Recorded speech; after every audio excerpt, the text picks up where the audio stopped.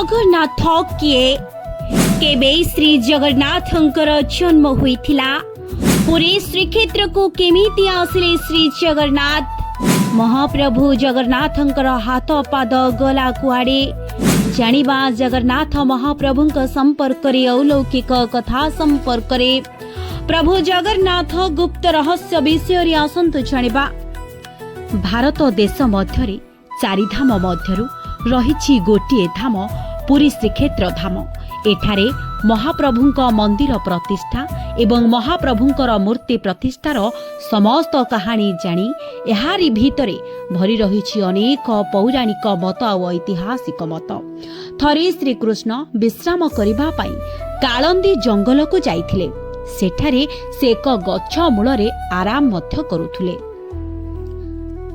सेही समय रे जणे शबर शिकार करिबा पई आसीथिला। तांको नाम थिला जारा शबर। शिकार करिबा पई आसीथिला सत, किंतु संध्या पर्यंत गोटे भी शिकार करि न पारी घर को फेरी जिबा पई भाबिला। आउ बाटरे एक गछ मूलरे बसी भाबिला आजी मो घर लोके उपास रे रहिबे आउ खाइबे कोन। सेतिके बेले किंतु श्रीकृष्णंकर गछ मूलरे जे सोईथिले आउ जारा शबर को एमिति अनुभव हैला जे श्रीकृष्णंकर पाद टिके ताकू दिसिला, किंतु शबर को श्रीकृष्णंकर पादटी दिसु नथिला। दिसुथुला सत्य जेमिति एक मृगर कान भଳି। शबर डेरी न करी तुरंत मृग कान को भाबी कृष्णंक पाद को सर मारिले। आउ एतिके बेले श्रीकृष्णंकर स्वर सुभिला कष्ट भरा कांदर शब्द। आउ एतिके बेले जारा शबर आसी देखिला बेलको कृष्णंकर पादरे बाजिछि सर। शबर कांद कांद होई कहिला, प्रभु हे मु किछि जानि नाही, मो मुर्गर काम भागी कान अनुभव कली आउ कान भाबी आपणक पाद को सरबिद्ध करिछि। मो मूर्ख मो पापी मते क्षमा कर प्रभु। प्रति उत्तर रे कुहंती कृष्ण, शबर एथिरे तुमर कौणसी दोष नाही, एहा मोर पूर्व जन्मर फल मते मिलिछि। शबर तुमे काल विलंब न करी तुरंत मो सखा अर्जुन को एठा को नहीं आस। एतिके बेले शबर कृष्णंकर सखा को नहीं आसिले। अर्जुन आसी देखि कहिले, सखा तुमर एभली अवस्था किए से करिला? एतिके बेले को जारा शबर कहिला, मो मूर्ख एभली करिछि बो दोषी। एतिके सुनी तुरंत अर्जुन रागी जाई शबर आड़ को सरबिद्ध करिबा पाई बाहरी पड़िले। एतिके बेले को श्रीकृष्ण कहिले, सखा एथिरे शबरर कौणसी दोष नाही, बरम से तार पितृ ऋण परिशोध करिछि। कारण ए हेउछि मो पूर्व जन्मर फल। कारण पूर्व जन्मरे एही जरा शबर थिला अंगद, तारी पिता थिले बाली। तुमे थिला सुग्रीव आउ सुग्रीव तुमर शत्रु रहिथिला बाली, जाहाको मु लुचि लुचि सर मारिथिली। जेउ कारण पाई पूर्व जन्मर पितृ ऋण को से सुझिछि। एतिके बेले अर्जुन कहिले, मु छार मनीष मु एते कथा केमिति जानिबी प्रभु। एतिकी बेले श्रीकृष्ण कुहंती, हे सखा मोर शरीर ए माटी रे मिसिबा आगरु मते टिके आलिंगन करि दियो। एतिके बेले अर्जुन कुहंती, तुमको छुईबा को मते मना होईछि, मो ज्येष्ठ भ्राता युधिष्ठिर मते मना करिछन्ति। एकथा सुनी श्रीकृष्ण भांगी पड़िले आउ कहिले, मु कोन तुम भ्राता मानंक पई किछि करि नाही, मु कोन तुम पांच भाईंकर सुख दुख रे भागी होई नाही। तेबे मोर मरिबा समय मते काहीकि अनादर करूछ सखा अर्जुन? तुमे तो जानिछ मु तुम ज्येष्ठ भ्रातांको कथा देइछि सखा, मो ज्येष्ठ भ्रातांकर कथा को माने अवमानना करे नाही, केमिति तांको कथा को काटी पारिबी सखा? शेषरे कथा शुणिबा परे अभिमान करी निजर प्राण त्याग करिदेले श्रीकृष्ण। एतिके बेले जरा आउ अर्जुन श्रीकृष्णंकर मर शरीर को दाह करिबा पई चिंता करिले। आउ कृष्ण को दाह करिबा पई काठ संग्रह करी आनिले। हाथ गोड़ सबु जली गला, किंतु आश्चर्यर कथा श्रीकृष्णंकर नाभि पिंडटी पोड़िला नाही। एकथा को नेई दुई जण भारी चिंतारे पड़ी गले। आउ चिंता करिबा को लागिले, कहिले एबे आमे कोन करिबो? आउ एतिके बेले आकाशरु शून्यवाणी होइला, हे जरा हे अर्जुन, तुमे जेते चेष्टा करिले मध्य तुमे मो पिंड को जमा पड़ी पारिबो नाही। तुमे से पिंड को महोदधिरे भसाई दियो। यापर उभय बाहरी गले महोदधि कूल को आउ पिंड को भसाई देले। एतिकी बेले किंतु अर्जुन सेठारु चली गले। सबरे किंतु भासुथवा पिंड को चाही रहितिला। हठात सही समय शून्यवाणी होइला। निजे श्रीकृष्ण आसी कहिले, हे जरा सबर, तू हेउछु मोर परम भक्त। जदि तू मते श्रद्धा करू भल पाऊ आउ तू मते सरविद्ध करिचु, जदि तू मते सरविद्ध करी मारी न थांतो तेबे मु ए जन्मरे मोर एही श्रीकृष्ण अवतार शेष हुई न थांता। तेबे सुन, बांकी मुहाण रे मोर अपोड़ा ब्रह्म ज्योति भासिब। सेठी किंतु तू सेठारे मोर ब्रह्म को नेई पूजा करिबु, गुप्त भावरे पूजार्चना करिबु, नीलमाधव नामरे मते डाकिबु। एतिकिरे शून्यवाणी शेष होई गला। ब्रह्म ज्योति सकाशे परदिन पई बाहरी गले सबरो। गुप्त गुंफा को जाई सेठारे नीलमाधव रूपरे पूजा करिबा को लागिले। याहारी भितरे बीतीगला अनेक दिन। अवंती राज्य रे रुहंती इंद्रदिम्न राजा। आउ सेठारे हठात रानी गुंडीचांकु स्वप्नादेश हेला। से आसी कहिले, रानी गुंडीचा, मु हेउछि श्रीकृष्ण। श्रीकृष्णंकर अवतार सरी जाइछि। कलिजुगर आरंभरे पुणी मु चतुर्धा मूर्ति रूपे पूजा पाइबा पई चाहुछि।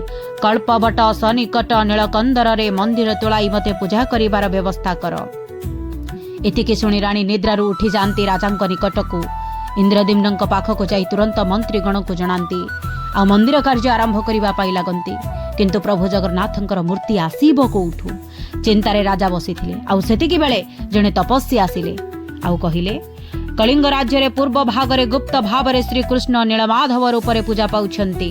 तुरंत राजा डेरी न करी राज्यर चतुर्दिग को सैन्य सामंत पठाई सेठारु पहुंचंत आउ नेई आसंतु ब्रह्म को। सेनाध्यक्षा विद्यापति को पठाई देले कलिंग राज्य पूर्व भाग को। एतिकी बेले पूर्व भाग जंगल रे जाई पहुंचिले। आउ सेते बेले देखिले अनेक झियो सेठारे फूल तोळु थांती। से पचारिले, तुमे किए सबु? शबर मानंकर झियो माने उत्तर देले, आमे एठाकार शबर मानंकर झियो अटु।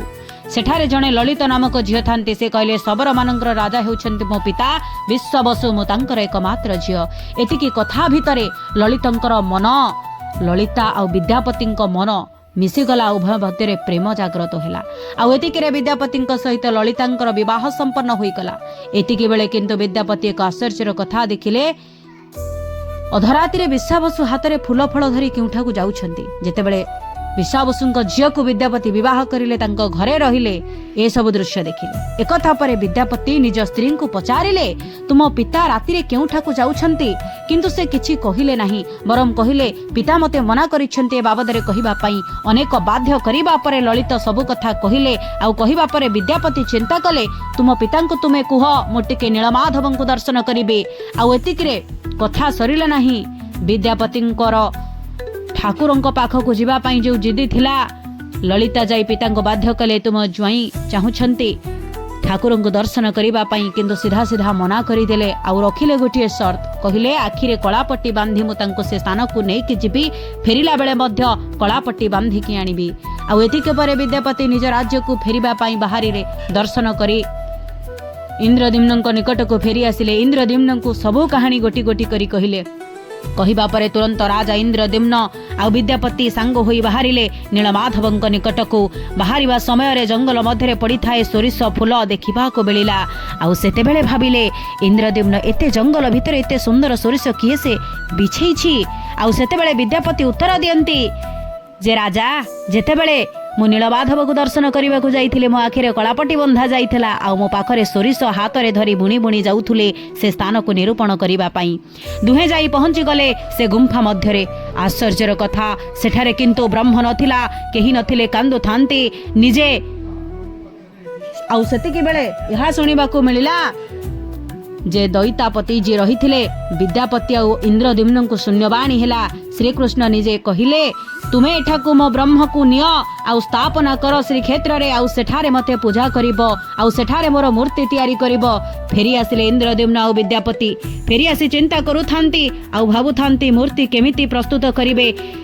राजा शोईथांती शोइबा समय शून्य बाणी हेला महोदधि रे भासी आसुथुला एक काठगंडी से काठगंडी को आनिले राजा मंत्री माने मिसी से काठगंडी टेकु धरिबा पई चेष्टा कले किंतु धरि पारिले नाही आउ सेतिकी बेले एक वृद्ध चाली चाली आसिले आउ राजा इंद्रद्युम्न को कहिले जे काठ को मते दियंतु एक अंधार घर मध्यरे मु ताको प्रस्तुत करिबी चतुर्धा मूर्ति से वृद्ध जनक बंद कोठरी मध्य आरंभ करदेले चतुर्धा मूर्तिंकर मूर्ति निर्माण करिबार कार्य सेबडे गुंडीचाराणी भारी अस्त व्यस्त होउथांती आउ कहूथांती ए वृद्ध कण सतरे पारिबे चतुर्धा मूर्ति प्रस्तुत करी 21 दिन समय देवा पई कुहागला 21 दिन मध्यरे ठाकुरंकर मूर्ति प्रस्तुत चालू थाए हठात दिने से कोठरी मध्यरु कौनसी शब्द सुनिबा को पाइले नहीं हठात विचलित होई पड़िले गुंडीचा माँ आउ ठक ठक करी कबाट को खोली पकाइले आउ देखिबा को मिलिला अधागड़ा निर्मित से मूर्ति जगन्नाथंकर